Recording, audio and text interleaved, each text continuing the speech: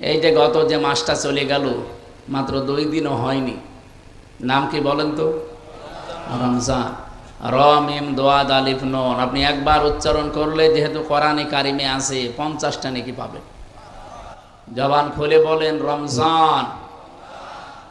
পুরা কোরআনের ভেতরে আল্লাহ একটা মাসের নাম দিয়েছেন।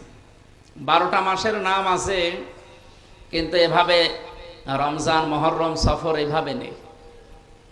সূরা তাওবা এসেছে ইন্না ইদ্দাতাশ শুহুরি ইনদাল্লাহি 12 শাহরান ফি কিতাবিল্লাহ ইয়াউমা খালাকাস সামাওয়াতি ওয়াল আরদা ইলা আখিরি আয়াত।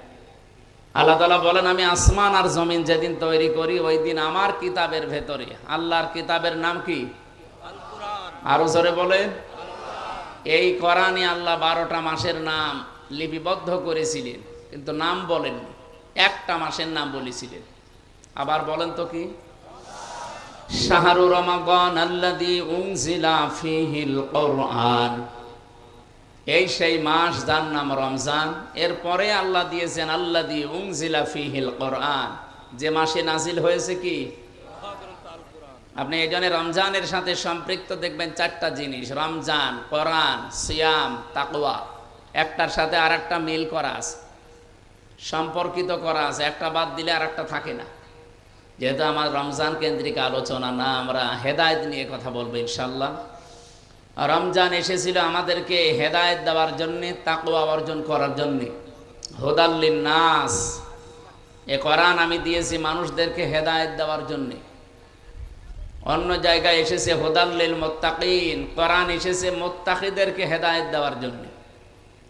আর এক জায়গায় এসেছে হুদাল লিল মুসলিমিন, কোরআন মুসলমানদেরকে হেদায়েত দেওয়ার জন্যে। কথা কয় রকম পেলাম? 3 রকম। এখনই ভুলে গেলে হবে? এরকম ছাত্র হলে তো সমস্যা।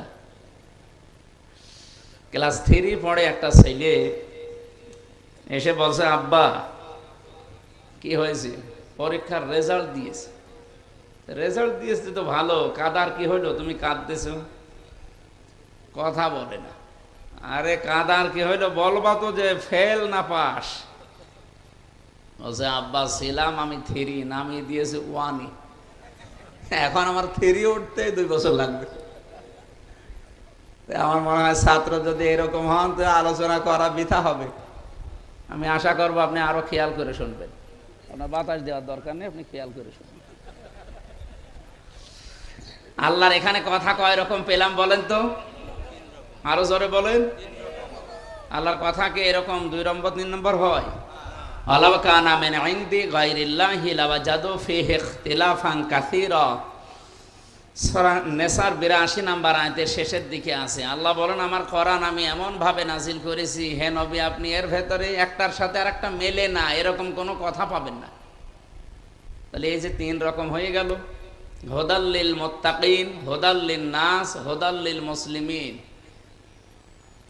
জবাব দিয়েছেন ফি জিলালিল কোরআনে সাজ্জাদ কুতুব রাহমাতুল্লাহ আলাইহি। তিনি বলেন আল্লাহ পাকের 3টা কথাই ঠিক আছে। এই কোরআন থেকে পৃথিবীর সব মানুষ হেদায়েত নিতে পারবে, উপকার নিতে পারবে, কল্যাণ নিতে পারবে, সেই ক্ষমতা কোরআনের নেই, আছে। এজন্য জালিকাল কিতাবু লা রাইবা ফি। আপনি এখানে লক্ষ্য করেন, কিতাবের আগে আল্লাহ আলিফ লাম দিয়েছেন। আরবি গ্রামার অনুযায়ী আলিফ লামটা নির্দিষ্ট করার জন্য বলা হয়।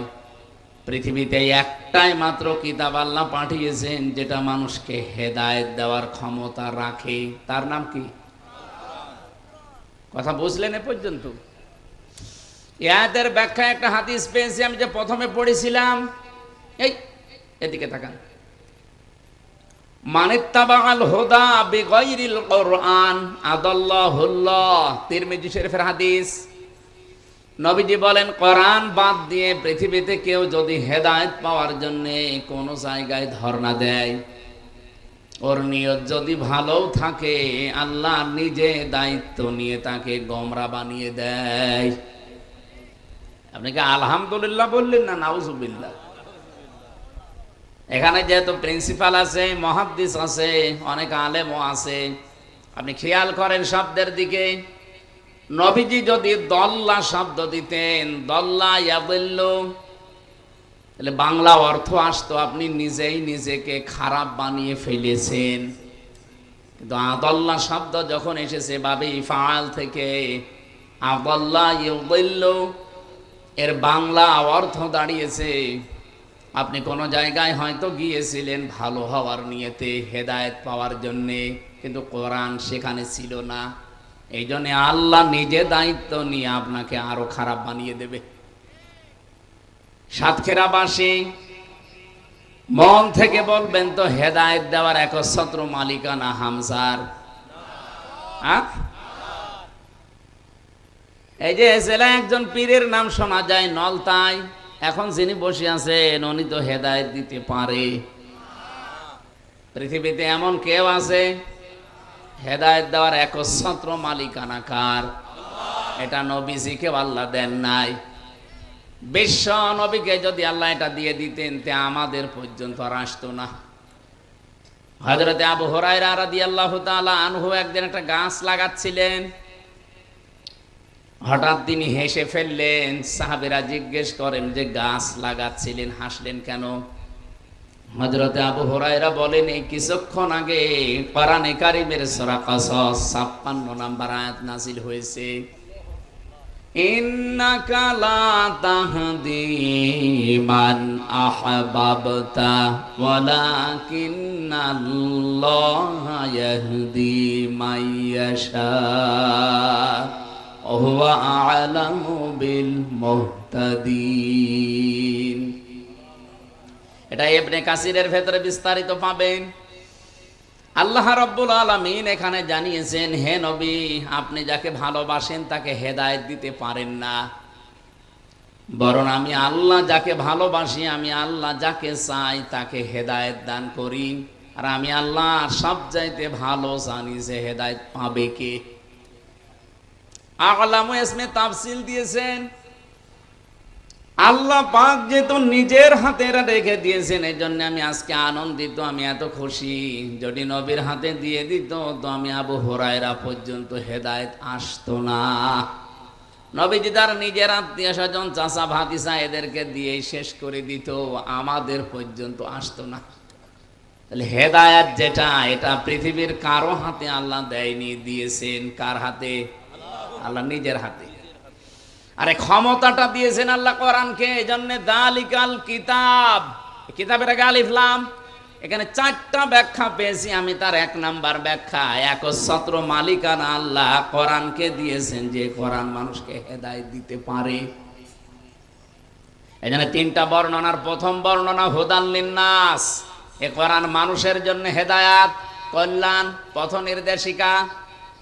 কোরআনে কারীম মানুষদেরকে পথ নির্দেশিকা দিতে পারবে, কল্যাণ দিতে পারবে যারা যতটুকু কোরআন থেকে নিতে পারে। আমি এখান থেকে 2টা শিক্ষা বের করেছি। এই এদিকে তাকান ভাই, এই পৃথিবীতে এখন 810 কোটির উপরে মানুষ আছে। সবচাইতে বেশি মানুষ বাস করে খ্রিস্টান ধর্মে। কোন ধর্মে? আপনি একটু খেয়াল করে দেখেন তো, আমেরিকায় গণতন্ত্রের চর্চা হয়, তামাম দুনিয়ায় তারা সবক দেয়, অথচ 220 বছর আর এদিকে প্রায় 16 বছর, কত হয়? 236 বছর চলছে। ওরা কোরআনে কারিমের হেদায়েত গ্রহণ করে না, কিন্তু কোরআন থেকে এতটুকু নিয়েছে যে রাজনৈতিক জীবনে দেখবেন কোরআনের বাইরে রাজনৈতিক জীবনে ওরা কোনো সিদ্ধান্ত এই 236 বছরে নেয়নি। আর রাজনৈতিক জীবনে আল্লাহর কোরআন কি জানিয়েছে? আর রিজালু কাওয়ামুনা আলান নিসা, এই পৃথিবীতে পুরুষ মানুষ হবে নেতা আর মেয়েরা হবে তাদের আজ্ঞাবহ। এ ঘোষণা কার? সূরা নিসা 5 নাম্বার পারার 2 নাম্বার পৃষ্ঠার 11 নাম্বার লাইনে 34 নাম্বার আয়াতের প্রথম অংশে আছে। আল্লাহ পাক বলেন পুরুষ হবে নেতা, পুরুষ হবে গাইডলাইন দাতা, আর মেয়েরা হবে তাদের আজ্ঞাবহ। এই কথাগুলো যদি আজ 54 বছর আমরা ময়দানে বলতাম, আপনাদের এই আজকের যিনি আয়োজক মুহাদ্দিস আমিরুল ইসলাম বেলালী ভাই, আমি বিশ্ববিদ্যালয়ে যখন ছিলাম ওই সময় থেকে ওনার কথা শুনতাম, আমাদের কুষ্টিয়া, চুয়াডাঙ্গা, মেহেরপুরে। উনি বলতেন কোরআনের কথাগুলো যেভাবে বলা দরকার এই স্টেজগুলোতে এভাবে না বলতে বলতে দেশের মানুষের অভ্যাস হয়েছে পুরুষ মানুষ এখন জোগালে আর বউগুলো রাজমিস্ত্রি, উল্টিয়ে গেছে। পুরুষ মানুষ হওয়ার দরকার অন্তত রাজমিস্ত্রি, আর জোগালে যদি সাহায্যকারী কেউ লাগে তো অন্তত সে হয় হোক। এখন আমরা হয়ে গেছি নিচেরটা। এই আয়াতের ব্যাখ্যা একটা হাদিস পেয়েছি, নবীজি বলেন ক্বালান নবী সাল্লাল্লাহু আলাইহি ওয়াসাল্লাম লা ইউফলিহা কওমুন আল্লাহু আমরহুম ইমরাতুন। বুখারী শরীফের হাদিস। নবীজি বলেন ওই জাতি কখনো সফল হচ্ছে না, হবে না। লা ইউফলিহা, এটা মোজারে, তার আগে লান এসেছে, বর্তমান, ভবিষ্যৎ, প্রেজেন্ট, ফিউচার। এর আগে লাং দিলে অর্থ হয় কখনোই হবে না। গ্যারান্টি নবীজির, মিথ্যা হতে পারে? আজ পর্যন্ত যা বলেছে কোনো কিছু মিথ্যা হয়েছে? বলেন। উনি বললেন কখন ওই জাতি সফল হচ্ছে না, হবে না, যে জাতির দায়িত্বে আছে কোনো নারী।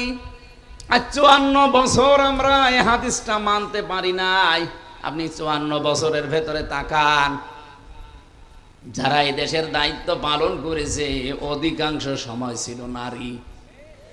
কথা বলেন এখানে। এটা যেহেতু রাজনৈতিক অনুষ্ঠান শুধু না, এটা তাফসীর মাহফিল।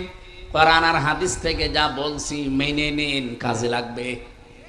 ওরা গণতন্ত্রের বলি ছড়ায়, তামাম দুনিয়ার মানুষকে শিক্ষা দিয়ে বেড়ায়, অথচ আজ পর্যন্ত রাজনৈতিক জীবনের দিকে তাকান, তারা এখনো পর্যন্ত এই 236 বছরের ইতিহাসে আজও কোনো নারীকে তারা প্রধানমন্ত্রী বানায়নি। বানিয়েছে ডোনাল্ড ট্রাম্পের মতো একটা, যাই হোক, এইরকম মানুষকে তারা ভোট দিয়ে প্রধানমন্ত্রী বানিয়েছে। কিন্তু কমলা হ্যারিসের মতো একটা শিক্ষিতা মহিলা, তাকে কিন্তু দায়িত্ব দেয়নি। ওরা জাতে মাতাল হলো, তাহলে ঠিক আছে, আর আমরা জাতেও মাতাল, তালেও মাতাল। সুতরাং এই মাতলামি করা যাবে না। সামনে থেকে কোরআনের হেদায়েত ওরা নিয়ে দেখেন আজ দাঁড়িয়ে গেছে পৃথিবীতে। আমরা 54 বছরও দাঁড়াতে পারলাম না। মালয়েশিয়া ছিলাম কয়েকদিন আগে, ওরা 2004 সাল থেকে ওরাও দাঁড়িয়ে গেছে। ওরা যারেই দেয় অন্তত সে পুরুষ মানুষ হোক। মাহাতির মোহাম্মদের আগে যারা ছিল, পরে যারা, সবগুলোই কিন্তু পুরুষ, কোনো মহিলাকে দায়িত্ব দেয় না। পৃথিবীর যেখানে যেখানে তাকান কোনো মহিলা নেই, পুরুষ মানুষ দায়িত্বে আছে, তারা দাঁড়িয়ে যায়। আমরা দাঁড়াতে পারি না রসুলের এই হাদিসের বাইরে যাওয়ার কারণে। আর কোরআনের হেদায়েত পৃথিবীর মানুষ যতটুকু নেবে ততটুকু উপকার পাবে। 2 নম্বরে হুদাল্লিল মুসলিমিন, মুসলমানেরা এখান থেকে উপকার পাবে। হ্যাঁ, মুসলমান যতটুকু নিয়েছে ততটুকু উপকার পায়।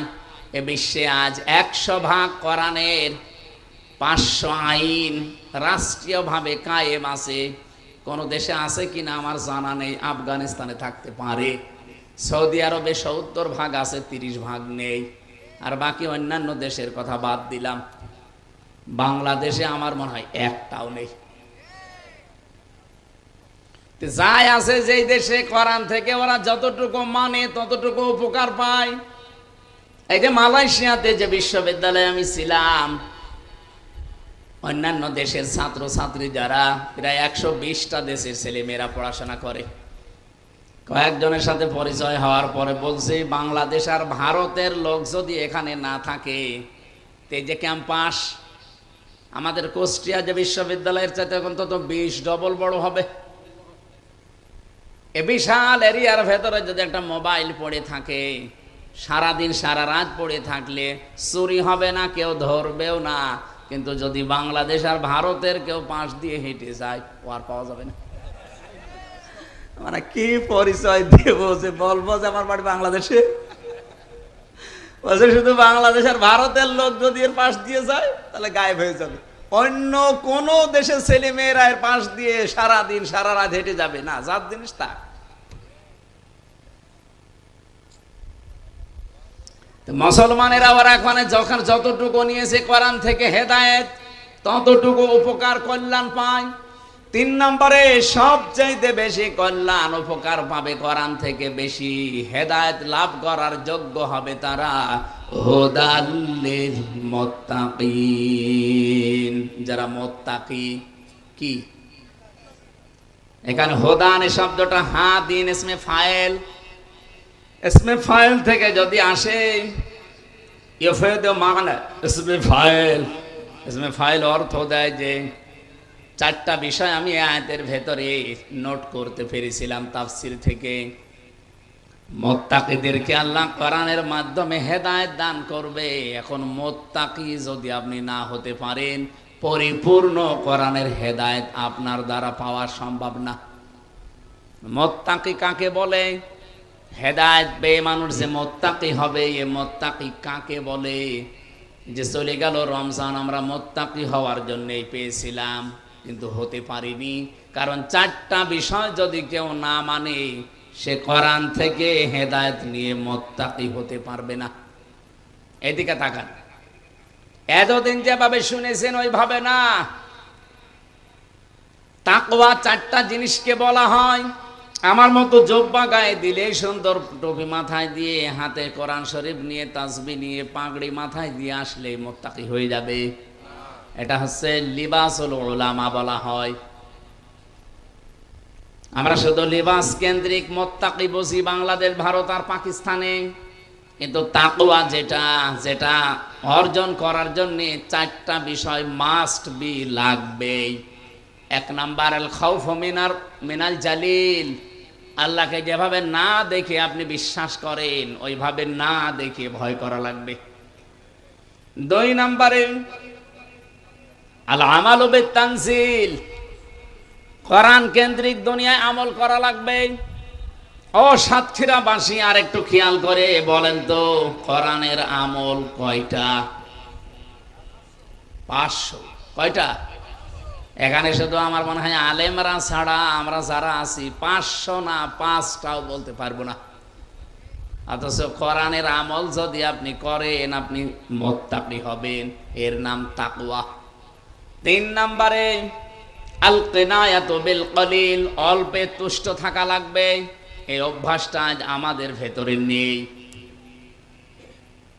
এই 54 বছরে যারা দায়িত্বে ছিল, অল্পে তুষ্ট থাকা লাগবে। গুণ যদি আমরা অর্জন করতে পারতাম, এই দেশ মালয়েশিয়ার মতো দাঁড়িয়ে যেত, দুর্নীতি হতো না।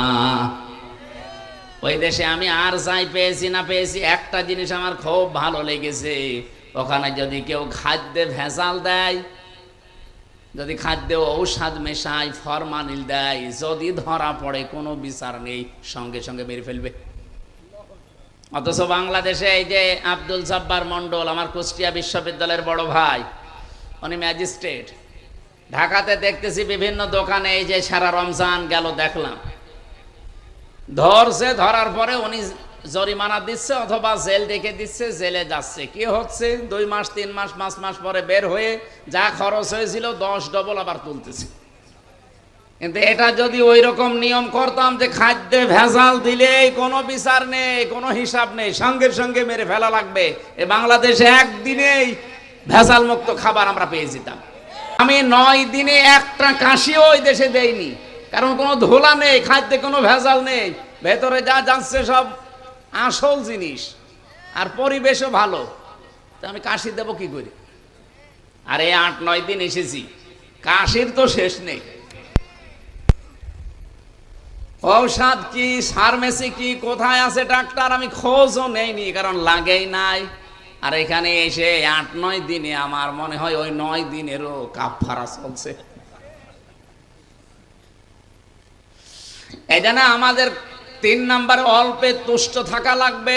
আপনি যদি তাকওয়া অর্জন করতে চান, অবশ্যই মাস্ট বি, এই বিষয়টা আমাদের খেয়াল রাখতে হবে। বাংলাদেশে এইটা নেই, এই জন্য এক একজন দেখেন 36,000 কোটি টাকার মালিক হয়েছে। এটা দরবেশের মতো একটা মানুষ, ওর মাথার চুল থেকে পায়ের স্যান্ডেল পর্যন্ত পুরাটা সাদা না, এটা তো উপরের বিষয়, ভেতরেও সাদা। এইরকম মানুষ ও যদি 36,000 কোটি টাকা চুরি করে, এ সাতক্ষীরার কেউ এক জায়গায় বসে বসে যদি গণনা করেন হাত দিয়ে, আপনার হাত ব্যথা হয়ে যাবে। 36 টাকা না, 36,000 কোটি টাকা। অল্পে তুষ্ট হতে পারে না একটা মানুষের চলতে, কয় টাকা লাগে?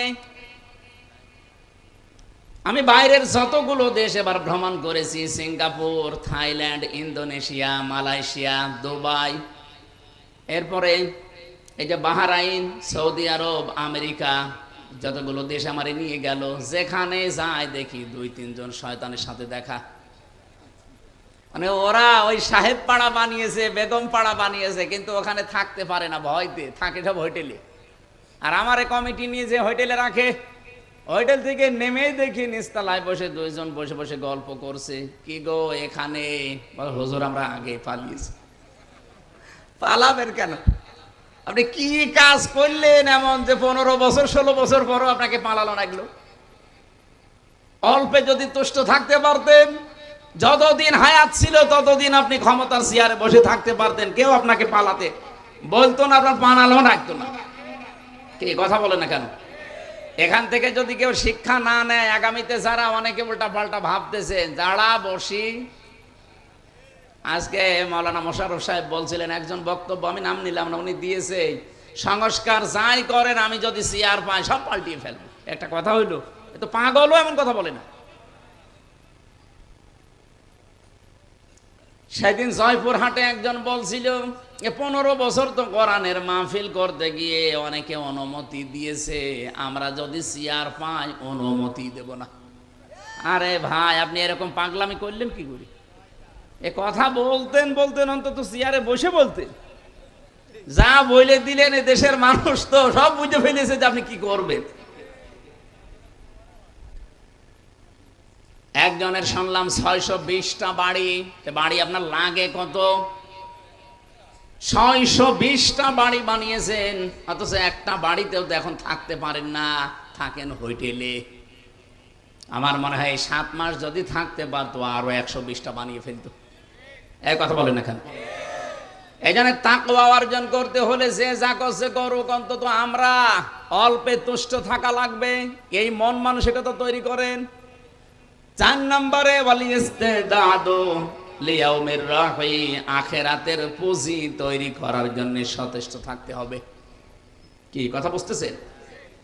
আমি যে এখনই চোখ বন্ধ হয়ে যাই, এখনই যদি আল্লাহর নবীর সামনে অথবা মহান আল্লাহর সামনে আমাকে দাঁড় করানো হয়, আমার যে জীবন আমি পার করলাম এইটা নিয়ে বিশাল জীবন পার হওয়া যাবে তো?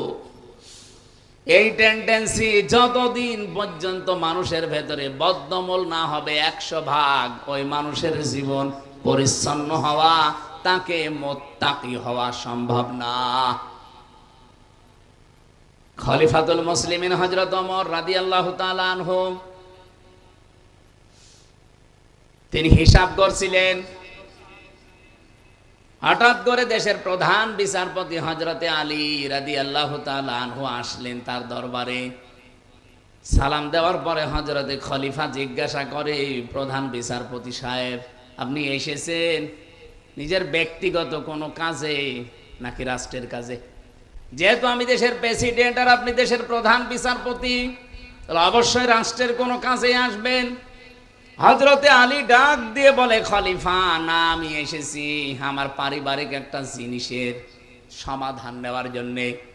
হযরত ওমর যে হিসাব করছিলেন, সঙ্গে সঙ্গে বাতিটা নিভিয়ে দিলেন। মনের ভেতরে একটু দুঃখ লেগেছে প্রধান বিচারপতির। কি, আমি দেশের প্রধান দায়িত্বে আছি, আমি এসেছি এই দেশের রাষ্ট্রপ্রধানের কাছে, উনি আমার সম্মানে বাতি যা ছিল আরো জ্বালিয়ে দেবে না, যেটা জ্বালানো ছিল ওইটাও লিভিয়ে দিল আমার মুখের ওপরে, আমার সরাসরি অপমান। হযরত ওমর বিষয়টা টের পেয়ে বললেন, প্রধান বিচারপতি আলী, আমি কিন্তু প্রথমে আপনাকে জিজ্ঞাসা করেছিলাম যে আপনি এসেছেন রাষ্ট্রের কাজে না ব্যক্তিগত কাজে। আপনি নিজেই বললেন যে আমি ব্যক্তিগত কাজে এসেছি। আমি তো হিসাব করছিলাম রাষ্ট্রের, জনগণের টাকায় দিয়ে এই যে তেল কেনা, এটা আমি জনগণের হিসাব করছিলাম। আপনি এসেছেন আপনার পারিবারিক জীবনের বিষয় নিয়ে কথা বলতে। আমি যদি এখন জনগণের এই টাকা দিয়ে কেনা তেল পোড়াতেই থাকি আর আপনার সাথে পারিবারিক জীবন নিয়ে কথা বলি, এটা তো আমানতের খেয়ানত হয়ে যাবে। কিয়ামতের দিন আমি ধরা খেয়ে যাব। হযরত ওমর বলেন, হযরতে আলী বলেন, কথা শোনার পরে ওমরের প্রতি যে রাগ ছিল, রাগ তো মিটে গেছে। এই শ্রদ্ধা ভক্তি আমার আরো বেড়ে গেল। আমি এখান থেকে একটা শিক্ষা পেয়েছি। এই বাংলাদেশে 1628 জন মানুষ দায়িত্বে ছিল। এই মানুষগুলো যদি হযরতে ওমরের এই টেন্ডেন্সি নিয়ে বাংলাদেশটা চালাতো, আল্লাহর কসম এই দেশটা 16 দিনেই দাঁড়িয়ে যেত। শুধু পোশাকে আশাকে আমাদের এই দেশে, বাংলাদেশ, ভারত, পাকিস্তানে তাকওয়া আমরা মনে করি যে বিশাল তাকওয়াবান বুজুর্গ হয়ে গেছে, বিশাল মুত্তাকি। তো মুত্তাকি তো হওয়া লাগবে অন্তর থেকে। এই চারটা বিষয় যত বেশি আপনার ভেতরে পাওয়া যাবে যে আমি আখিরাতের জন্য সচেষ্ট হয়ে গেছি, আমার জবাবদিহিমূলক আচরণ তৈরি করা লাগবে, আপনি মনে করবেন আল্লাহর দরবারে সব চাইতে বেশি সম্মান আপনার। ইন্না আকরামাকুম ইনদাল্লাহি আতকাকুম। তার জীবনীতে পড়ছিলাম, এই যে আখিরাতের পুঁজি তৈরি করা, রাসূলের সামনে নিজের জীবন, আল্লাহর সামনে নিজের জীবন, আমি যে হিসাব দেওয়া লাগবে আমার, এই কথাটা যত বেশি বদ্ধমূল হবে আপনার ভেতরে, আপনার জীবন তত বেশি পরিষ্কার হবে। এটা হযরত ওমরের জীবন থেকে পেয়েছি। হযরত ওমর তার সন্তানটা ভর্তি করে দিলেন মাদ্রাসায়। আব্দুল্লাহ ইবনে ওমর রাদিয়াল্লাহু তাআলা আনহুমা। ওই মাদ্রাসায় পড়ছিল হযরতে হুসাইন, প্রধান বিচারপতির ছেলে, হযরতে আলীর ছেলে। বারবার টেবিলের ওপর থেকে কলম ফেলে দেয়, বলে তুলে দাও। একবার, দুইবার, তিনবার তুলে দেওয়ার পর উনি বলে ফেললেন যে তুমি বারবার কলম ফেলে দাও, আমারে তুলতে বলো, আমি কি তোমার খাদেম, চাকর? হযরতে হুসাইন ডাক দিয়ে বলেছেন, আব্দুল্লাহ তুমি শুধু চাকর না, খাদেম না, তুমি খাদেমের বাচ্চা। খাদেম, দেশের প্রেসিডেন্টের ছেলেকে যদি একটা তার নিচের কোন মানুষ এই কথা বলে যে তুমি শুধু খাদেম না, খাদেমের বাচ্চা, চাকরের বাচ্চা, মেজাজ এমনি খারাপ হয়ে গেছে। বাড়িতে যে বলছে, আব্বা আমি আর মাদ্রাসায় যাব না। কেন? আমাকে গালি দিয়েছে, যদি তুমি এই অপমানের প্রতিশোধ না নাও, বিচার না করো। হযরত ওমর বিচক্ষণ ছিলেন, ডাক দিয়ে বলেন, সন্তান বিচার এখন না, জমার দিন হাজারো মানুষ আসবে, ওই দিন সবার সামনে বিচার হবে। তিনি জমার খুতবা দিচ্ছিলেন, হঠাৎ দাঁড়িয়ে বললেন, এখানে হুসাইন আছে? বলে হ্যাঁ, সামনে আসো। তুমি আমার সন্তান আব্দুল্লাহকে খাদেমের বাচ্চা, খাদেম বলে গালি দিয়েছো? হ্যাঁ। কেন দিলে? হযরত হুসাইন দাঁড়িয়ে বললেন, খলিফা বুকে হাত দিয়ে বলেন তো, আপনি কি আমার নানার খাদেম ছিলেন না? হযরত ওমরের কথা বন্ধ হয়ে গেছে। ডাক দিয়ে বলে, হোসাইন তাই তো, এ কথা আমি তো এভাবে চিন্তা করি না, আমি তো আসলে তোমার নানার খাদেম ছিলাম। তুমি যে কথাটা বললে এটা কি লিখে দিতে পারবা?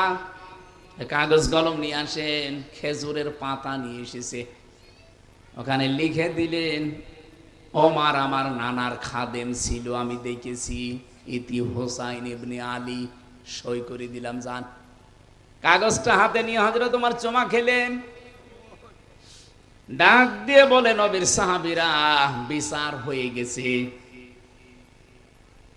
ছোট মানুষ আব্দুল্লাহ তো বোঝে না, বলে বাবা তুমি তো বিচার শুরু করলে না, কিভাবে হয়ে গেল? হযরত ওমর বলে, সন্তান যা বিচার করেছি শুধু দুনিয়া না, মরণের পরেও কাজে লাগবে। আমি যখন মারা যাবো এই কাগজটা আমার কাফনের ভেতরে দিয়ে দিও। কিয়ামতের দিন যখন আমাকে আল্লাহ দাঁড় করাবে, আমার জীবনের কিছু যদি আল্লাহর ভালো না লাগে, অন্তত এই কাগজটা আল্লাহকে দেখাবো, ডাক দিয়ে বলবো, রব্বুল আলামিন কাগজটার দিকে একটু তাকাও, তোমার নবীর নাতি নিজে লিখে দিয়েছে আমি নাকি নবীর খাদেম ছিলাম। এই ওসিলা হলেও আজকে তুমি ময়দানে আমারে মাফ করে দাও। চারটা জিনিসের নাম আমি তাকওয়া বলছিলাম। এক নম্বরে আল খাউফু মিনাল জালিল, দুই নম্বর আল আমালু বিত-তানজিল, তিন নম্বর আল কিনায়াতু বিল কলিল, চার নম্বর আল ইস্তিদাদু লিয়াউমির রাহি। এই চারটা বিষয় যতক্ষণ আমাদের ভেতরে না আসবে, রমজান না অন্য কিছু আসলেও আপনি তাকওয়া অর্জন করতে পারবেন না। সুতরাং এই জায়গা থেকে আমাদের সিদ্ধান্ত নেওয়া লাগবে। গুরুত্বপূর্ণ একটা মাস আমরা অলরেডি পার করে ফেলেছি, শাওয়াল মাসে আছি। কি মাসে বলেন বলেন? সুতরাং কোরআন থেকে পরিপূর্ণ হেদায়েত পেতে হলে কয়টা শর্ত বললাম? চারটা। আরো জোরে বলেন। আল্লাহ পাক আমাদের সবাইকে যেন এখন থেকে সচেষ্ট হওয়ার তৌফিক দেন, বলেন আমিন।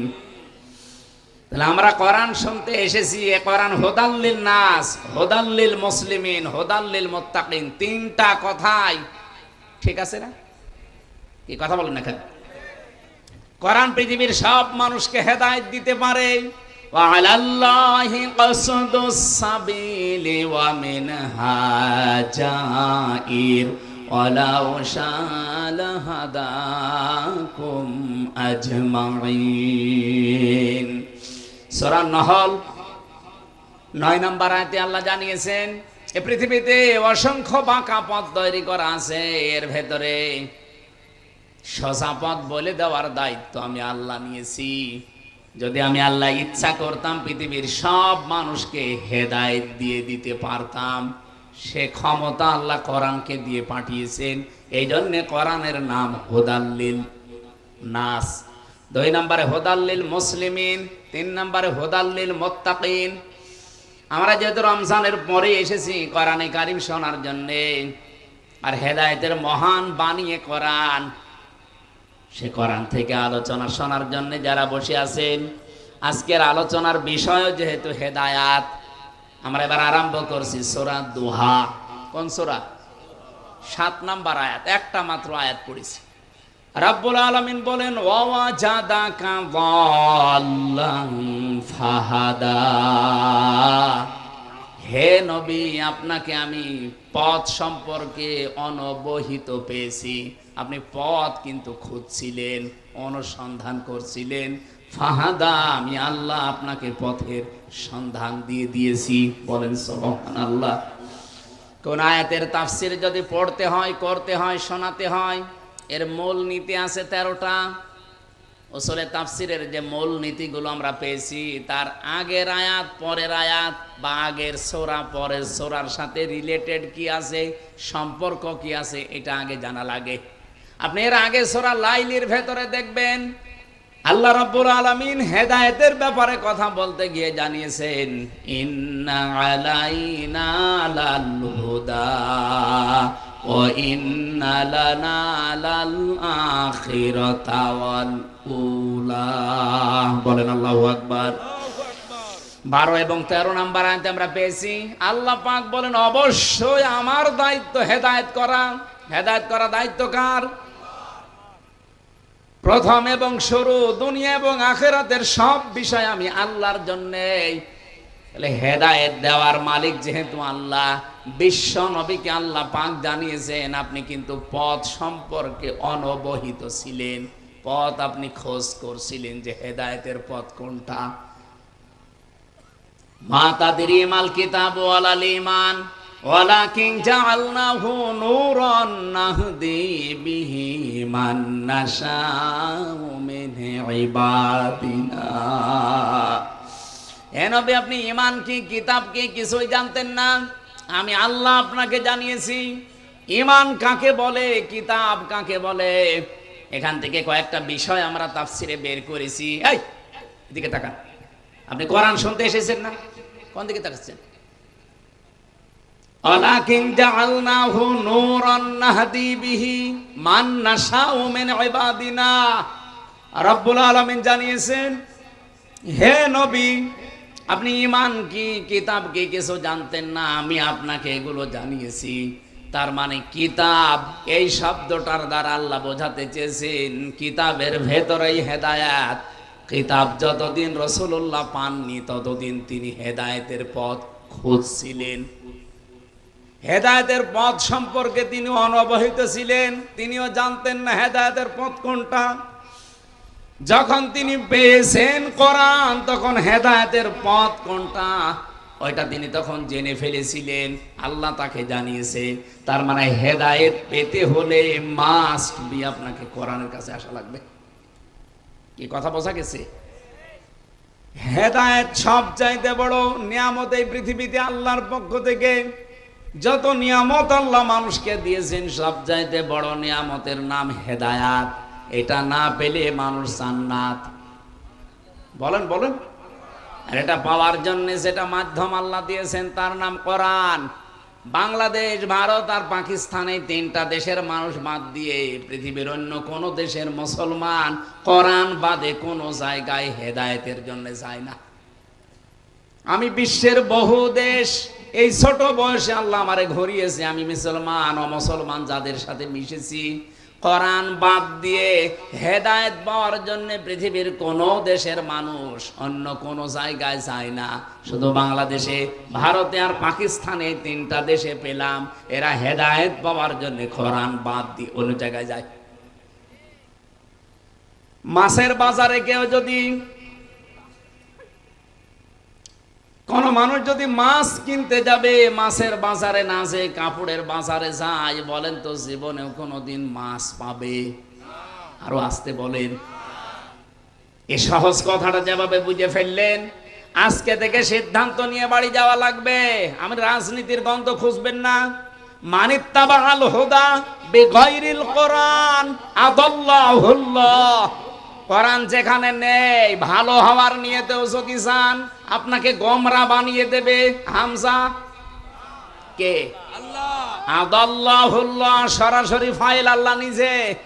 আল্লাহ নিজে বলেন আমি তোকে গোমরা বানিয়ে দেব। আজ বাংলাদেশ, ভারত, পাকিস্তান এই তিনটা দেশ, এই হাদিসের 100% বাস্তব রূপ। এদেশের মানুষ কোরআন বাদ দিয়ে হেদায়েতের জন্য যায়। এজন্য আগে যা ভালো ছিল আরো খারাপ হয়।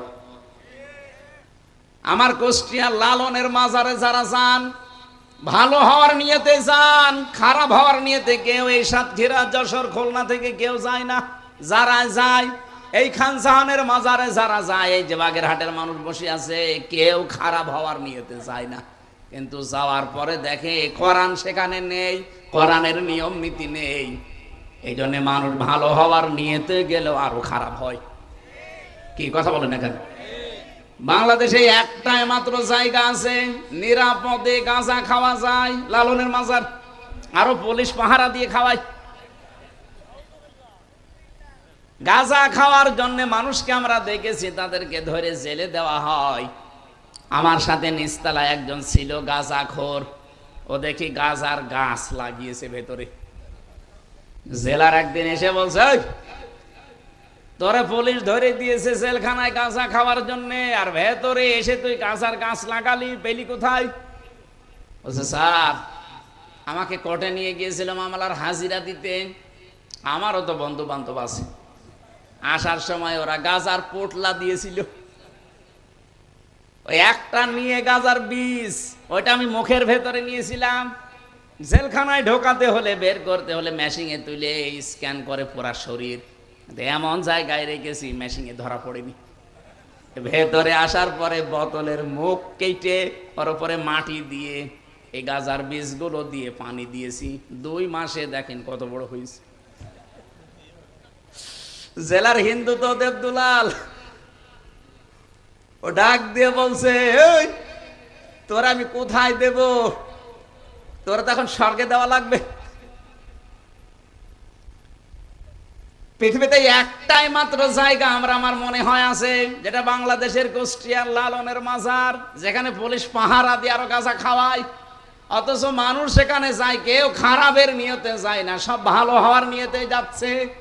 ভালো হচ্ছে না খারাপ হচ্ছে? আমি এখান থেকে যেটা বলতে চাই, বারবার আমি সেই গোড়ায় আসতেছি এ কারণে যে আজকে থেকে শুধু এখানে আসা না, সিদ্ধান্ত নেওয়া লাগবে কঠিন ভাবে। কোরআন যেখানে নেই, ওই দরবার যদি আমার বাবাও তৈরি করে, ওই দরবারে আমি নেই, কারণ ওখানে থাকলে আমাকে খারাপ বানাবে কে? কি আমার বাবা খারাপ বানাবে? বলেন বলেন কে? 48,000-এর উপরে দেশে দরবার চলছে, বিভিন্ন নাম নিয়ে এগুলো চালাচ্ছে, কিন্তু বাস্তবতা এইটাই, কোরআন নেই। এই জন্য হাজারো মানুষ সেখানে যাওয়ার পরে ভালো হওয়ার পরিবর্তে আরো খারাপ হয়ে যাচ্ছে। আপনারা যখন সিদ্ধান্ত নিয়েই ফেলেছেন যে কোরআন যেখানে নেই ওখানে আমি আর যাব না, বাংলাদেশে যেই দলের কর্মসূচিতে কোরআন নেই, ওই দলের প্রতিষ্ঠাতা যদি আমার বাবাও হয়, আমি ওই দলে আর নেই। এটা অত জোরে বলার দরকার নেই, দিনকাল এখনো ভালো না, একটু আস্তে বলে। এটা মানা যাবে? কারা কারা সত্যি মানবেন আজকে থেকে? তারা হাত তুলবেন। আন্দাজ হাত তুলবেন ভাই, দেখেন তো হাত তোলেনি কে? আজকে ধরা পড়ে গেছে। দেখেন হাত তোলেনি কে? আর পাশে তাকান তো। মাহফিল সাকসেস হয়ে গেছে, আলহামদুলিল্লাহ। এখন যদি সব বাড়ি চলে যান কোনো অসুবিধা নেই, যান বাড়ি চলে যান। কারণ কোরআন যেই দলে নেই, যেই দলের কর্মসূচিতে কোরআন নেই, ওই দল যদি আমার বাবাও তৈরি করে, আমি ওখানে থাকলে আমাকে খারাপ বানাবে কে? আল্লাহ। আমার হয়তো নিয়ত ভালো আছে যে আমি ভালো হব, কিন্তু আমাকে ভালো থাকতে দেবে? আমাকে ভালো থাকতে দেবে না কে? দেখেছেন কত বড় কঠিন কথা। সিদ্ধান্ত শুধু পীরের দরবার না, রাজনৈতিক দলগুলোকেও বলছি, বাঁচতে চান কোরআন নেই, ওই দলে থাকবেন না। এই কথা বলে না কেন? হযরত জুনদুব রাদিয়াল্লাহু তাআলা আনহু থেকে বর্ণিত, এই যে সূরার নামকরণের ভেতর আমি পেয়েছি সূরা দোহা। বিশ্ব নবীর কাছে প্রায় কেউ লিখেছে 17 দিন, কেউ লিখেছে 20 দিন, কেউ লিখেছে 40 দিন। ওহি আসা বন্ধ হয়ে গিয়েছিল, তিনি অসুস্থ ছিলেন। একবার তিনি ইনশাআল্লাহ শব্দটা বলেননি। রব্বুল আলামিন সূরা কাহফের 34 নম্বর আয়াত নাযিল করে তাকে আল্লাহ ধমকের সুরে বলেছিলেন, ওয়ালা তাকুলান্না লিশাইইন ইন্নী ফাইলুম যালিকা গাদা ইল্লা আইয়াশা আল্লাহ। বলেন আল্লাহু আকবার। হ্যাঁ নবী, আপনি আগামীকালের জন্য কোনো কাজের ইরাদা যদি করেন, ইনশাআল্লাহ আগে বলবেন। এখান থেকে উম্মতের জন্য শিক্ষা, আগামীতে যাই করা লাগবে শব্দ প্রথম চয়েস করা লাগবে কি? আরো জোরে বলেন। এই 15.5 বছরে শব্দটা ছিল না কি? তারা বিভিন্ন উন্নয়নমূলক কাজের আঞ্জাম দিয়েছে, বিভিন্ন কাজ কারবার যাই করেছে, কোনোদিন ইনশাআল্লাহ এটা আমি শুনিনি। কারণ তাদের ভয় ছিল যদি ইনশাআল্লাহ বলা হয় দাদা বাবুরা রাগ করতে পারে। আল্লাহ আমাদেরকে হাতে ধরে বাঁচিয়েছে। ডক্টর মোহাম্মদ ইউনূস এখন যে পলিসিগুলো হাতে নিয়েছে, এই 54 বছরও আমার মনে হয় আমি যতটুকু অ্যানালাইসিস করেছি, যতটুকু পড়াশোনা আছে আমার, এ দেশটা দাঁড়িয়ে যেত। শুধু দাদাদের কারণে দাঁড়ায়নি, যেহেতু পাশেই মনে হয় দাদারা আছে। আপনাদের মতো এত বড় নিকৃষ্ট প্রতিবেশী পৃথিবীর ইতিহাসে কোনো দেশ পায়নি। আন্তর্জাতিক মিডিয়াগুলো আজ রিপোর্ট দিচ্ছে আপনাদের সাথে কোনো একটা দেশের মিল নেই। পাকিস্তানের তো দা কুমড়ার সম্পর্ক, আফগানিস্তানের সাথে একটা চিকন বর্ডার আছে, তাও তাদের সাথে মিল নেই। মালদ্বীপের সাথে মিল নেই, ভুটানের সাথেও মিল নেই, মায়ানমারের সাথেও মিল নেই, সিরিয়ার সাথে তো নেই। বাংলাদেশের সাথে মিল ছিল, কন্যা নেই, মিল নেই। আপনারা যা করছেন, প্রতিবেশী এ কাজ করে না। আল্লাহর ঘরগুলো একটা একটা করে ভেঙে ফেলছেন আর বলছেন এখানে 500 বছর আগে এখানে মন্দির ছিল। পৃথিবীর মানুষেরা মাটির নিচে তেল পায়, গ্যাস পায়, সোনা পায়, রূপা পায়, আর এই কুলাঙ্গাররা মাটির নিচে শুধু মন্দির পায়। তাও যেখানে সেখানে না, যেখানে মসজিদ আছে ওই জায়গায় পায়। আমরা যদি এখন বলি ঢাকার স্বামীবাগের যে মন্দির ইসকন, এটা 1000 বছর আগে এখানে মসজিদ ছিল, ভেঙ্গে মসজিদ বানাবো, কেমন লাগবে আপনাদের? আমরা আপনাদের মতো এরকম নাফারমান না। এ বাংলাদেশে আমরা যে জাতির লোকই আছি না কেন, এই দেশটা আমাদের। কথা বলেন না কেন? এখানে ইহুদি হোক, খ্রিস্টান হোক, মুশরিক হোক, বৌদ্ধ হোক, মুসলমান হোক, সব আমরা বাংলাদেশি। এক কথা বলেন। যা করছেন এতদিন, অন্তত কন্যার কারণে আমরা কিছু বলি নাই। কন্যা নেই, এখন যা আরম্ভ হয়েছে, সেভেন সিস্টার যদি ভেঙে যায়, আর ভেঙে যাবে। নবীজির হাদিস নেই যে টুকরা টুকরা হবে কোরআনের গায়ে যারাই হাত দেবে। এর আগে যারাই হাত দিয়েছিল, আপনি তাকান, রাশিয়ার দিকে 12 টুকরা হয়ে গিয়েছিল। এই কথা বলছেন এখানে। 1500 বছর আগে আল্লাহর ঘর, মসজিদ কাবা শরীফ, এখানে হাত দেওয়ার কারণে এদের পূর্বপুরুষ যারা আব্রাহা, আল্লাহ কাসফে মাকুল বানিয়ে ফেলেছেন। আপনারা এখনো পর্যন্ত যদি ওই লাইনে থাকেন, গতকালকে একটা মসজিদ ভেঙেছে, এভাবে যদি অব্যাহত রাখেন, ভারত 33 টুকরা হবে আর কয়েকদিনের ভেতরে। পৃথিবীর মানচিত্রে এখন 257টা রাষ্ট্র, আর এই 7টা যদি ভেঙে সেভেন সিস্টার 7টা রাষ্ট্র হয়, কত হবে? হ্যাঁ, 7টা বেড়ে যাবে না?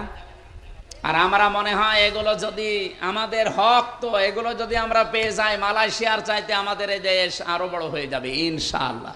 আর সেদিকে এগিয়ে যাচ্ছে। ভয় দেখিয়েছিল আমাদের যে না খাওয়িয়ে মারবে, এমন অবস্থা করেছে ওরা। এখন এই যে বিভিন্ন বর্ডার আছে না, পেঁয়াজ আলু পচে পচে নষ্ট হয়, আর গালি দেয় দাদারে। ডক্টর মোহাম্মদ ইউনূস, ওনার মাথা না একটা ম্যাগনেট। দেখেছেন কোন জায়গায় কি করেছে? এগুলোর একটা নিয়ম আছে। আমি আয়াতের ব্যাখ্যায় পড়েছি, এই জন্য যাবো ওইদিকে। হযরত মুসা আলাইহিস সালামের জামানার কথা বলছি, আমি তাফসীর থেকে যেগুলো পড়েছি সেইগুলো বলছি। হযরত মুসা আলাইহিস সালামের জামানার কথা। মুসা নবী আলাইহিস সালামকে আল্লাহ রাব্বুল আলামিন 23 বছর পর্যন্ত ফেরাউনের বাড়িতে লালন পালন করেছিলেন। কত বছর?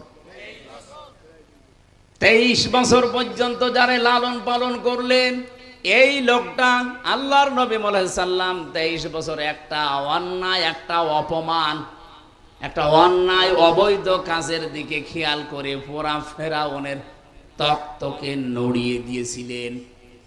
আপনি তাকান, এই 2024-এ যারা জীবন দিয়ে গেল, এদেরও কিন্তু ঠিক এইরকমই বয়স। 5 বছর 6 বছরের ছেলে মেয়েরা ক্লাসে যায়, ওখান থেকে যারা ইন্টারে পড়ে, খুব বেশি হলেও যারা অনার্সে মাস্টার্সে পড়ে, তাদের বয়স দেখবেন 22-23-এর ভেতরে। এই কথা বলেন এখানে। কিছুই বলি না, 18 বছরে আমরা হঠাৎ করে দেখলাম এই 23 বছর 22 বছরের ছেলে মেয়েরা কি এমন অদৃশ্য, কি এমন পেয়েছে, একটা অন্যায় এই শব্দটা সামনে নিয়ে তারা আন্দোলন আরম্ভ করেছিল। মুসা আলাইহিস সালামের সূরা কসসের তাফসীরে পড়েছি, পৃথিবীতে কোন স্বৈরাচার, জালেম, এদেরকে যদি কেউ হটাতে চায়, সর্বপ্রথম 1 নম্বরে যে কাজটা করা লাগবে, তার নাম জ্ঞান অর্জন করা লাগবে। বেলালে ভাই শিবিরের ছেলে মেয়েদের নাম বলছিল, ছাত্রী সংস্থা, ছাত্র শিবির, এমনি বলে নাই। এরা ওই 18 বছর না, বাংলাদেশে 54 বছরই একাধারে, সেই 77 সাল থেকে প্রতিষ্ঠিত হওয়ার পর থেকে সবচাইতে বেশি গুরুত্ব দিয়েছে তারা জ্ঞানকে, এলেমকে। এই জন্য আপনি দেখবেন একেবারে নিচ থেকে উপর পর্যন্ত উঠতে হলে চেহারা দেখে দেয় না, দেখে দেয় তার জ্ঞান গরিমা আছে কিনা। কমপক্ষে 42টা বই পড়া লাগে। কয়টা? এখন আরো বেড়েছে।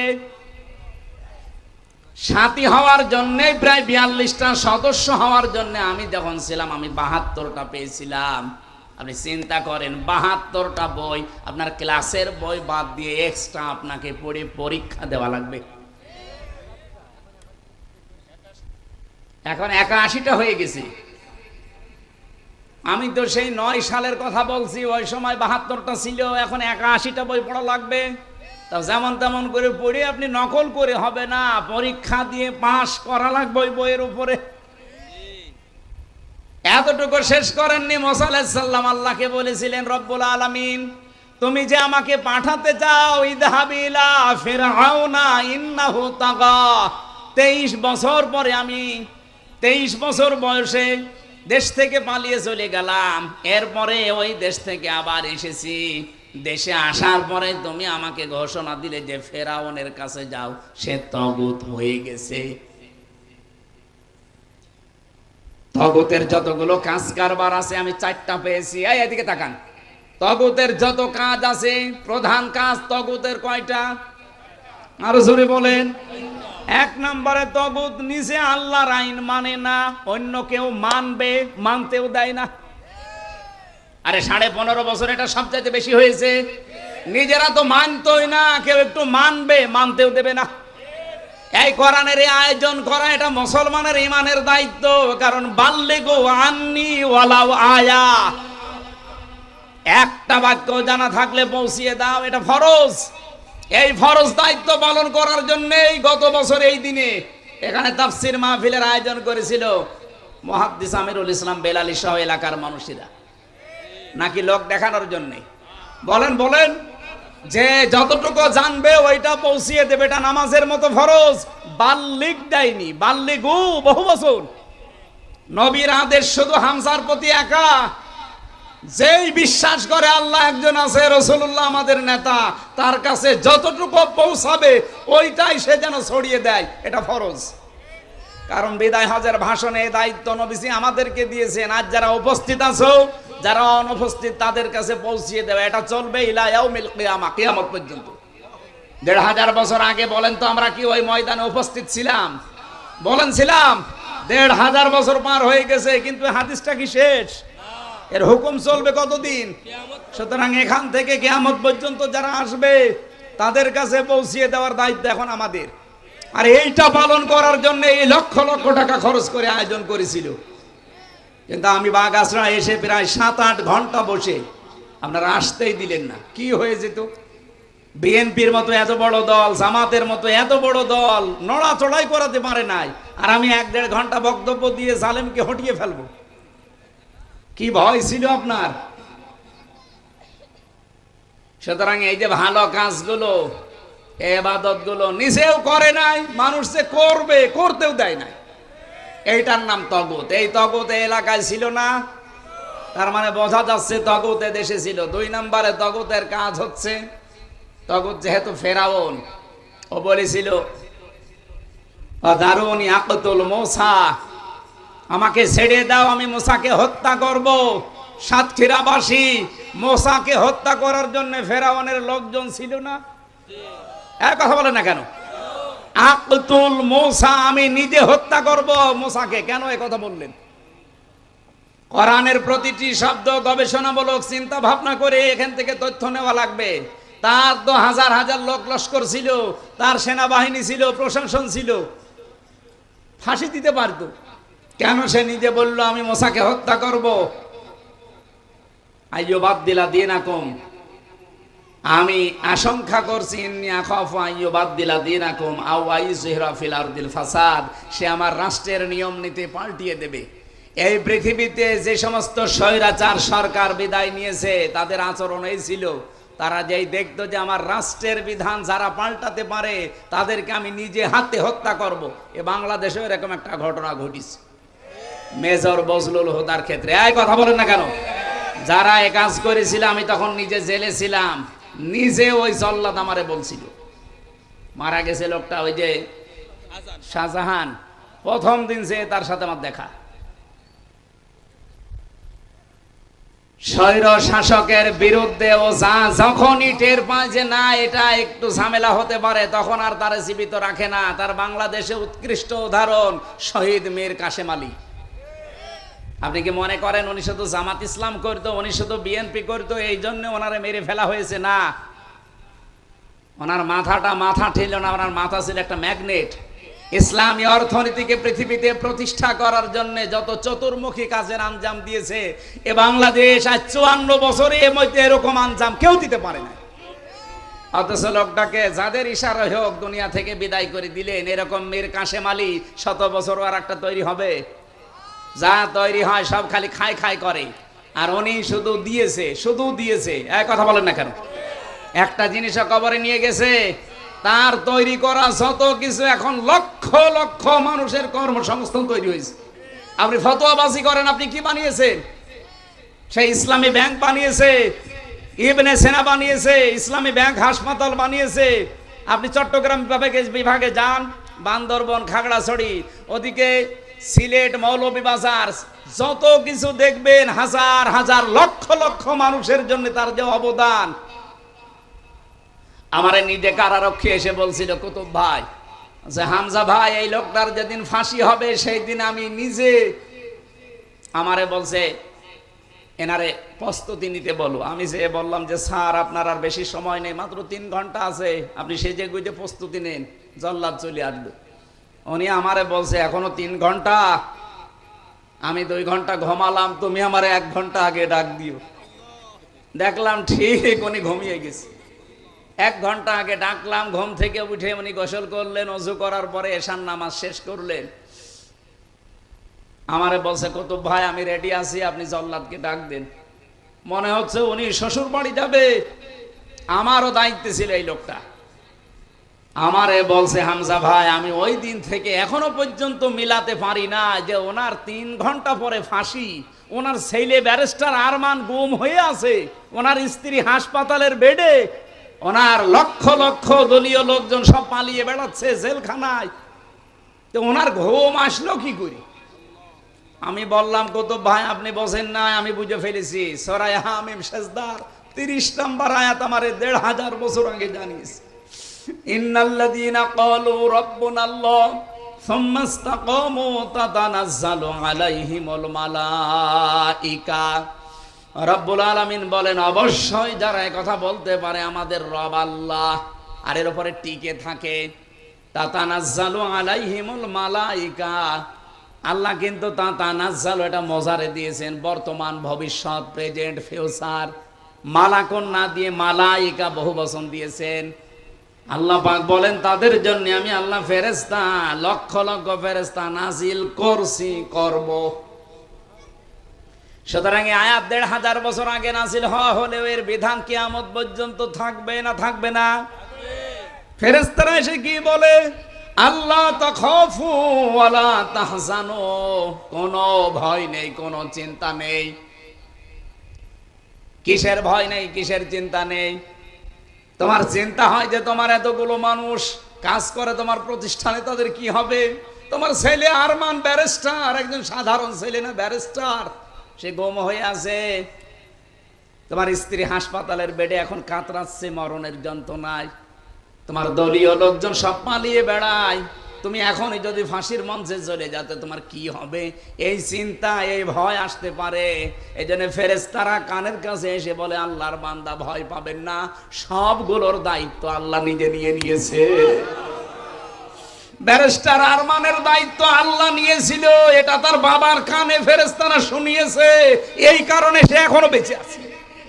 নাই তো যে জায়গায় ছিলাম আমি, মাত্র 10 দিন ছিলাম আয়না ঘরে, তাও মিনিটাই। আমাদের তো সাধারণ ভাবে রেখেছিল, তাই আমার 9 দিন মনে হচ্ছে 9 বছর গেছে। আর ওনারে 9 বছর,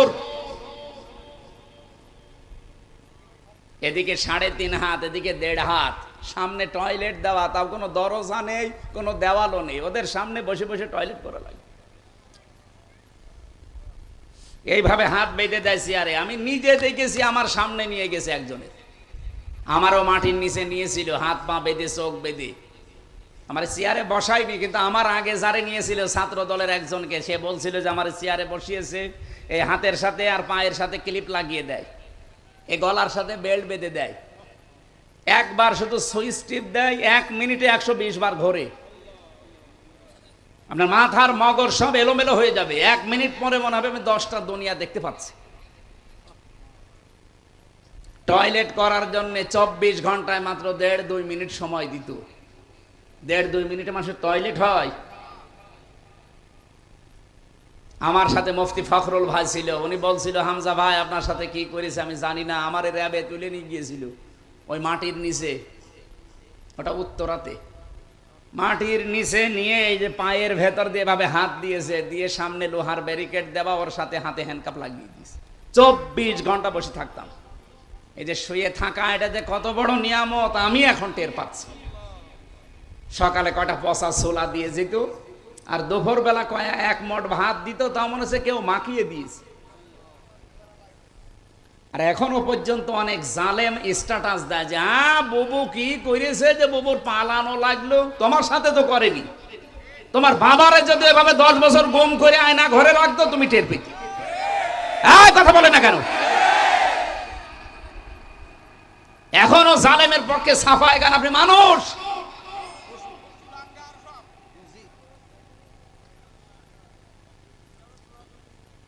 বেলালি ভাই বলছিল না যে ওদের বিচার না হওয়া পর্যন্ত ওদের নির্বাচনে আসা। কিসের নির্বাচন? নির্বাচনই হয় দেশে যায়নি।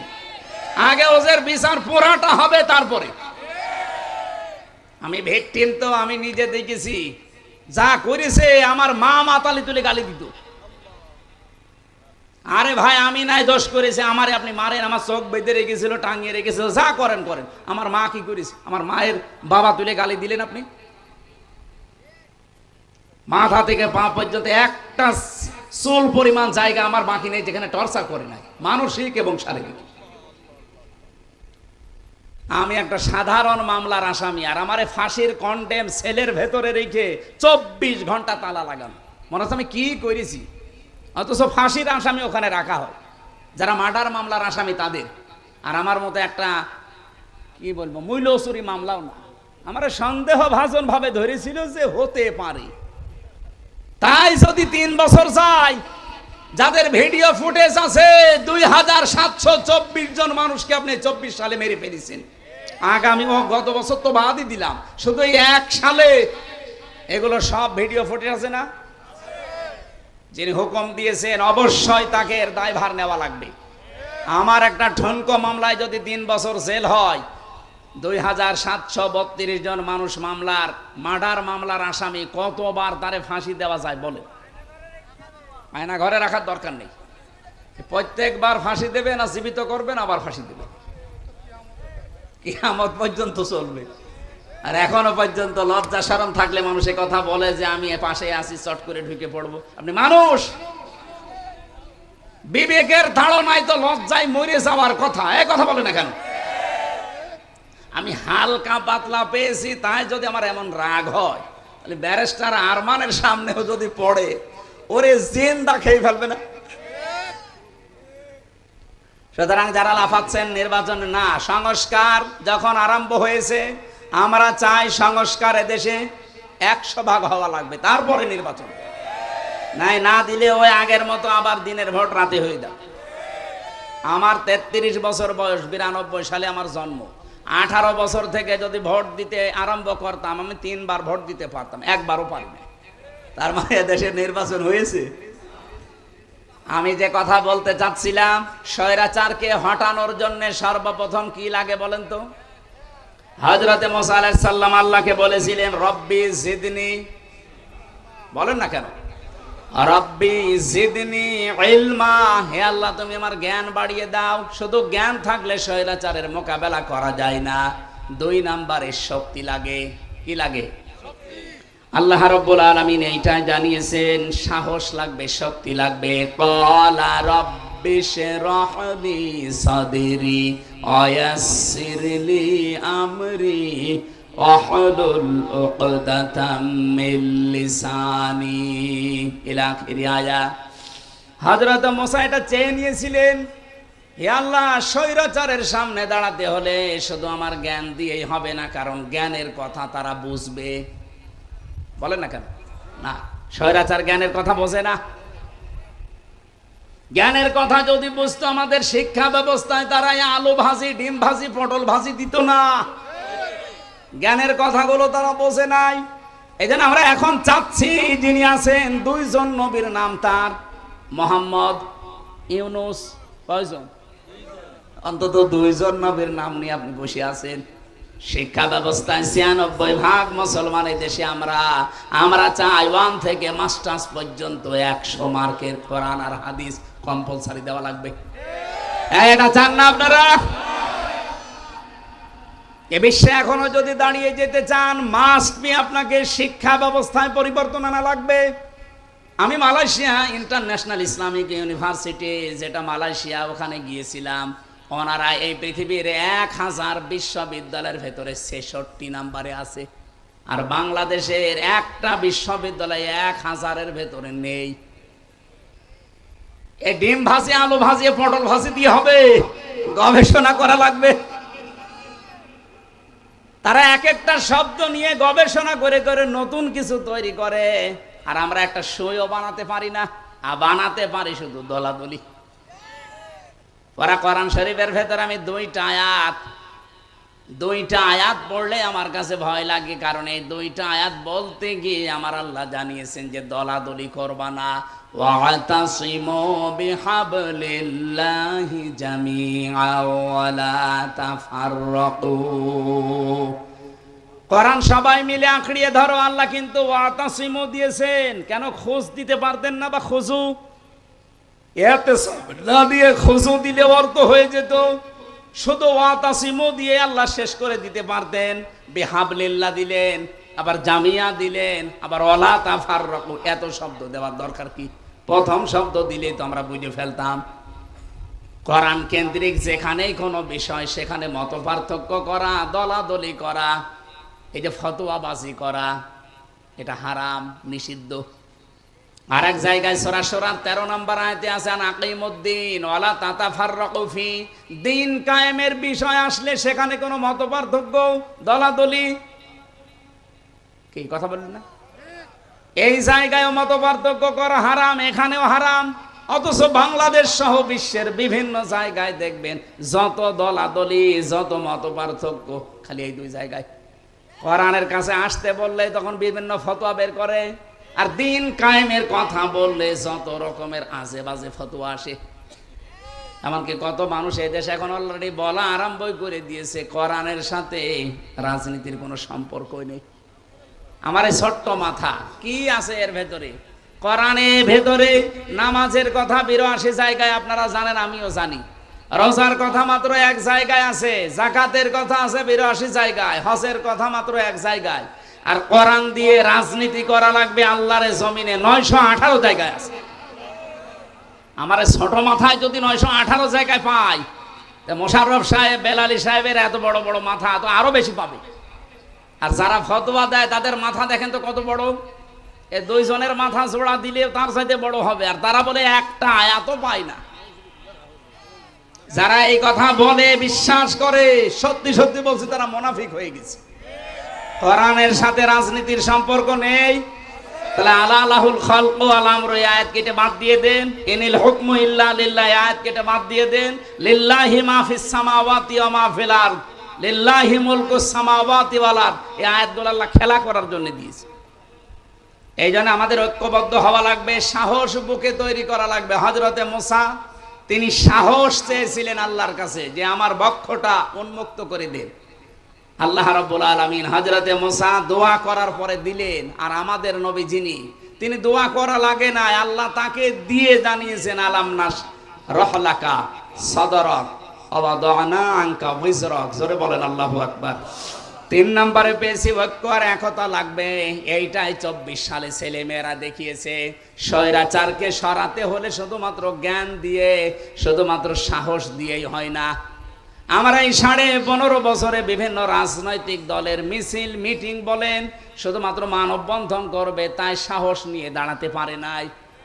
কিন্তু এই মানুষগুলো 24 সালে মাত্র 22-23 বছর বয়স, এরা শুধু দাঁড়িয়ে যায়নি, সাহস নিয়ে শুধু দাঁড়িয়ে যায়নি, এরা ঐক্যবদ্ধ হয়ে গেছে।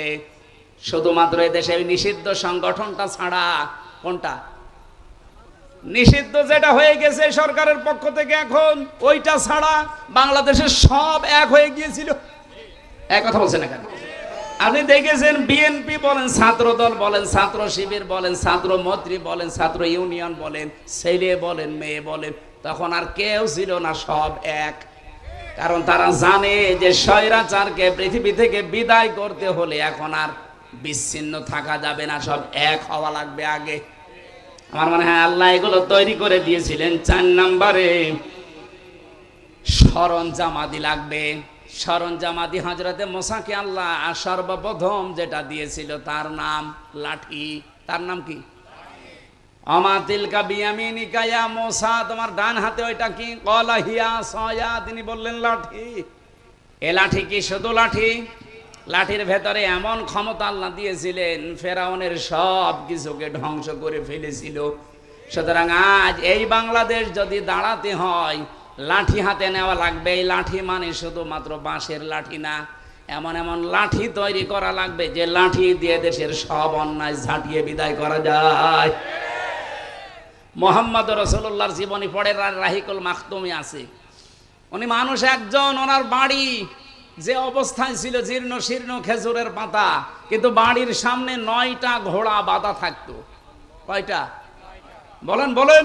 ওনার বল্লভ ছিল, তীর ছিল, ওনার জুলফিকার ছিল, ওনার যতগুলো জিনিস লাগে নিজেকে আত্মরক্ষা করার জন্য, একজনের তো একটা হলেই হয়, তিনি 8 double 10 double 10 double 12 double 17 double পর্যন্ত রেখে দিতেন। কেন? আজ বাংলাদেশ 54 বছর হয়ে গেল, একটা অ্যাটম বোম বানাতে পারে না। পাকিস্তানে আছে, দাদারা একটু ভয় পায়। এই কথা বলছে না কেন? আমাদের মনে হয় আমাদের সামনে অন্তত এরকম কিছু তৈরি করা দরকার, নয়তো ওই দাদাদের কাছে কিয়ামত পর্যন্ত থাপ্পড় খাওয়া লাগবে আর দাঁত পড়ে যাবে। আমরা সামনে দাঁড়াতে চাই না, বলেন বলেন? এই জন্য সরঞ্জামাদি তৈরি করা লাগবে। ওয়া'উদ্দু লাহুম মাসতাতা'তুম মিন কুওয়াতি ওয়া মির রিবাতিল খাইল তুরহিবুনা বিহি আদুওয়াল্লাহি ওয়া আদুওয়াকুম। হে নবী, ইসলাম ধ্বংস করার জন্য ওরা যেটা হাতে নেয় ওইটাকে উল্টিয়ে আপনি ইসলামের পক্ষে কাজে লাগাবেন। সুতরাং আজ ওরা যা যা হাতে নিয়েছে ওইটাই উল্টিয়ে এখন ইসলামের পক্ষে কাজে লাগাতে হবে। 4 নাম্বার 5 নাম্বারে পেয়েছি আমি, সাহায্য লাগবে আল্লাহর। শুধু সরঞ্জাম হলেই হবে না, সাহায্য লাগবে না। আল্লাহ রাব্বুল আলামিন হযরতে মুসাকে 6 নাম্বারে বলেছিলেন, ক্বালা লা তাখাফা ইন্নানি মাআকুমা আসমাউ ওয়া আরা। তোমরা দুইজনে যাও, আমি দুইজনের সাথে আছি। শুধু দুইজনের সাথে আছি আল্লাহ এটা বলেন নাই। হযরতে মুসা মাঝখানে তিনি বলেছিলেন, ওয়াখি হারুন হুয়া আফসাহু মিন্নি লিসানান ফারসিলহু মা'ইয়া রিদান ইউসাদ্দিকুনি। সূরা কসসের ভেতরে আছে 24-23 নাম্বার আয়াতে হযরতে মুসা বললেন, আল্লাহ আমাকে সাহায্যের জন্য, সহযোগিতার জন্য আমার ভাই হারুনকে দেন। সে মিষ্টভাষী, স্পষ্টভাষী, সে আমার চাইতে অনেক সুন্দর প্রাঞ্জল ভাষায় কথা বলতে পারে। আজ বাংলাদেশে ঠিক ওই 5 নাম্বার কায়দাটা দাঁড়িয়ে গেছে। এখন বক্তাদেরও দরকার আছে না নেই? বলেন বলেন? একামতে দিন কায়েম করার জন্য যারা চেষ্টা চালাচ্ছেন, তাদেরকে সত্য প্রমাণ করার জন্য, তাদের চরিত্র যে আসলে সত্য, তাদের অ্যাক্টিভিটিস, তাদের কাজ কারবার আসলেই যে এই পৃথিবীতে প্রমাণিত সত্য, এদের পেছনে পেছনে বক্তা যারা স্পষ্ট ভাষায় প্রাঞ্জল ভাষায় কথা বলে মানুষকে বোঝাতে পারে।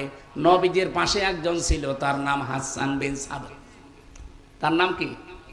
আমাদের বাংলাদেশে এরকম হাজারো বেলালি দরকার আছে, যারা এই কথাগুলো মানুষের সামনে প্রাঞ্জল ভাষায় একামতে দিন প্রতিষ্ঠা করার পক্ষে হারুন আলাইহিস সালামের মতো কাজে লাগতে পারে। সেই সময় এখন চলছে, আমরা কাজে লাগাতে চাই ইনশাআল্লাহ। আল্লাহ পাক বলেন, মুসা ময়দানে ছেড়ে দিয়ে শুধু আমি আরশে বসে বসে তামসা দেখি না, আসমাউ ওয়া আরা, আমি সব শুনতে পাচ্ছি এবং আমি সব দেখতে পাচ্ছি। সুতরাং এখন আমাদের দেশের যে অবস্থা, এই অবস্থায় আমার আল্লাহ অবশ্যই আমাদেরকে দেখছেন। আমাদের ইখলাস, আমাদের অ্যাক্টিভিটিস, কাজ কারবার এগুলো আরো বাড়াতে হবে। মা বোনেরা যারা এসেছেন, ওয়াজাদাকা দাল্লান ফাহাদা, আমি এমনি বলি নাই। হযরতে মুসাকে আল্লাহ পাক বলেছিলেন আসমাউ ওয়া আরা, আমি সব দেখতে পাচ্ছি এবং সব শুনতে পাচ্ছি। মুহাম্মদুর রাসূলুল্লাহকে আল্লাহ বলেছিলেন, হে রাসূল, আপনাকেও আমি দেখতে পাচ্ছি, আপনি পথ অনুসন্ধানের জন্য খোঁজ করতে আছেন, আপনি পথ সম্পর্কে অনবহিত আছেন, জ্ঞাত নেই। আপনাকে আমি পথের দিশা দিয়েছি, সেই পথের দিশা এখন সামনে আসতেছে। এই পথ পাওয়ার জন্য একটাই মাত্র মাধ্যম, পথ, তার নাম কোরআন। তার নাম কি? কোরআনের এই মাদ্রাসা আপনারা যারা প্রতিষ্ঠিত করেছেন, আল্লাহ রাব্বুল আলামিন এখান থেকে আমাদের হেদায়েতের মশাল এবং পথ যেন প্রশস্ত করে দেন, বলেন আমিন। মা বোনেরা যারা এসেছেন আপনাদের আদর্শ বানাবেন হযরতে খাদিজাতুল কুবরা রাদিয়াল্লাহু তাআলা আনহাকে। আমি খাদিজার জীবন থেকে বলছি, জীবনে তিনি এক ওয়াক্ত নামাজ পড়েননি, একটা রোজা রাখেননি, জীবনে একটা বারও হজ করেননি, একটা টাকা যাকাত দেননি, কোনোদিন একদিনও পর্দায় থাকেননি, কিন্তু আল্লাহ তাকে জান্নাতের সুসংবাদ দিয়েছিলেন শুধুমাত্র স্বামীর খেদমতের কারণে। আল্লাহ রাব্বুল আলামিন স্বামীর খেদমতের মাধ্যমে খাদিজাতুল কুবরার সাথে আপনাদেরও পরকালে যেন জান্নাতুল ফেরদাউসে একটা ঘর আপনাদের জন্য আল্লাহ তৈরি করে রাখেন। আমিন। আজকে অনেক